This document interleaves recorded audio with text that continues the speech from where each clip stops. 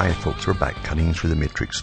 I've mentioned two in the past. In fact, this week I mentioned or touched on the Kinsey report that changed the whole world in a sense. It was all fake, of course, but it's pushed from the top down because you see, you're living in their system. The ancient revolutionaries are running the world today. And Dr. Judith Reisman is the person who came out and exposed a lot of this stuff, all factual stuff, and got a movement going to really expose what it was all about, what its intentions were about too. And I'll put her link up tonight too to her site. It's excellent too for those who want to see what's been happening in reality. But in this article, she's writing about this novel that's out, 50 Shades of Grey, that's been promoted heavily by the entertainment industry and so on. And it says, Paedophilia hiding in plain sight. This is a story of convicted child rapist Jerry Sandusky, as we all know. So too is the 50 Shades of Grey phenomena, a book that's become so popular amongst women. And there's a reason for that too. It says that some are referring to as mommy porn for the masses. Because the big boys that knew a long time ago, that studied us so minutely, the women are more into the written descriptions and so on, where imagination is used when it comes to pornography than men. And it says it's really pornography for women. It's the same thing with these so-called romance books, the Harlequins and so on, that pushes a lot of porn through it. That's all it's about. And that's its intention too. But it says that description is actually a lot more disturbing than a lot of folks are currently realizing. Yes, 50 Shades is pornography. Like most pornography, the storyline is weak. The character is one-dimensional, while the sex itself is graphic, detailed, but formulaic. The underlying theme to 50 Shades is something far more sinister and appalling, though, than your mere run-of-the-mill porn. It's actually pedophilia, and it's child porn, or kiddie porn. It says, I know that after saying that many female fans of the 50 Shades, many of them mothers, will naturally put up a defense against that kind of description. These women being mothers were naturally wired to protect children. People like Jerry Sandusky are viewed with hatred, revulsion and disgust, rightfully so. What mother would want to condone anything having to do with the sexual abuse of children, of innocence? But that's exactly what 50 Shades of Grey is really about. It's a story of a girl being sexually molested over and over again by a male figure with all the power, all the control. It's the classic abuse scenario. And mothers are in some cases quite literally getting off on it, which takes the disgust of the phenomena to a whole other frightening level. Psychologists help to write all this stuff too, by the way. It says, so having put that out there, and I hope I haven't lost any of you just yet, I owe an explanation after having made that kind of accusation about a book some of you may be reading right now. And I'll start with a bit of background first. She tells you how her professional experience is around 20 years of child protective services. Over that time, she's seen situations that do literally keep them up all night.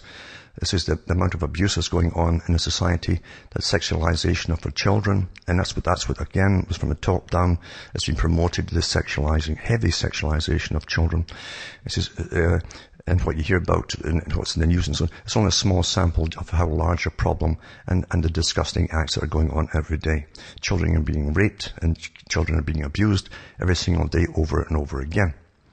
And she didn't seek out 50 Shades of Grey. It was a friend who also was in the same field of looking after fighting child abuse and so on, and treating children who've been abused, who brought it to her attention.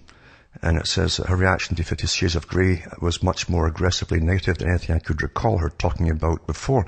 It came up because I mentioned it to her offhand. I'd seen a couple of mentions on the news, and knowing her interest in cultural trends, asked her about it. She stopped talking, looked right at me and said that the book was about paedophilia. And it was her who then connected it to the Sandusky tragedy, where so many young boys had been sexually abused.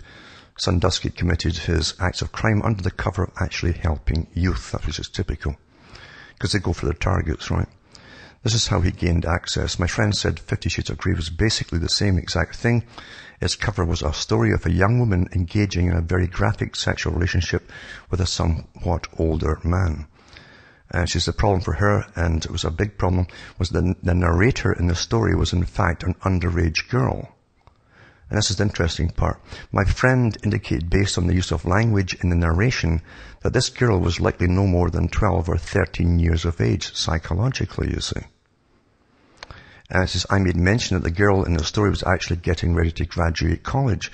My friend, a woman with years of experience as a clinical psychologist whose expertise I'd personally witnessed a number of times over the years, shook her head and told me that she was not able to convince me by simply talking about it. She said I should read the book myself, but do so with the eyes of somebody whose job it had been for many years to try and protect children, and so on.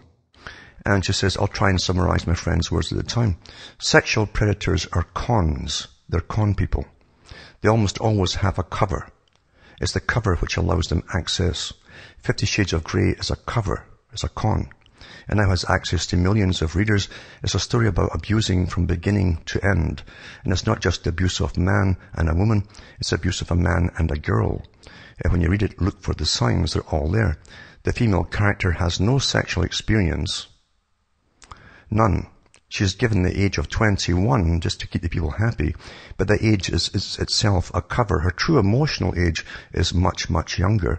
She's never even masturbated. She's never even experienced an orgasm. That alone is one of the greatest attractions to the paedophile. That's the psychology of the kind of act. They get off on taking purity. But move from the fact that the girl has no sexual experience whatsoever. Now pay attention to her narrative dialogue. Listen to how she talks. Again, she's not talking like a young woman. She's talking like a young girl. She talks about cartwheels and skipping over and over again. It's the language and the imagery of a young girl. After that, this girl has her innocence taken from her. The abuser, the older man, makes her think it's her choice. Again, you and I both know that it's one of the primary tools of the paedophile. They create an environment where the child feels it's their idea. It's what they want, but what happens after the innocence is taken away, then the abuser becomes more openly abusive and controlling. In this story, he tells the little girl how to speak, what to wear, what to eat. He's daddy and she is daughter. When you read it like a mother who's also a woman who's experienced with the real life tragedy of abuse. And there's many more themes about that abuse in the book. There is spanking and the use of baby oil. Why baby oil? Think about it. The girls wear pigtails. She complains he is treating her like a child. He says she acts like a child. There's even a scene where the abuser creates a situation to make her take her innocence from her again. He rips out something and engages in forced sex and so on. And so on and so on. Anyway, you can read it yourself, folks. But the fact is, this is how they put the porn out there to hook people in by giving some kind of fascinating story. And they do get hooked on this, by the way, and they don't realize in a conscious manner that they're reading a form of sexual pornography abuse systems. And as I've said before so many times, this industry, like all the parts of the culture industry, is a part of destroying all it was to bring in the new. And I'm not kidding about that at all. It's from the top down, not from the bottom up, that all is getting pushed. Those at the top are the ones who guide all the cultural changes. And this is how they put it across. And they do bring on specialists, just like they do with Coronation Street and all the rest of it, to train the public. They bring in psychologists, psychiatrists, social workers, all kinds of behaviorists, anthropologists. And it's the same thing to write these books. It doesn't matter whose name is on the cover. They get a lot of help to write it by specialists to make sure it has the right impact on the psychology of the readers. I'll put this link up tonight too for those that want to look into it. Also,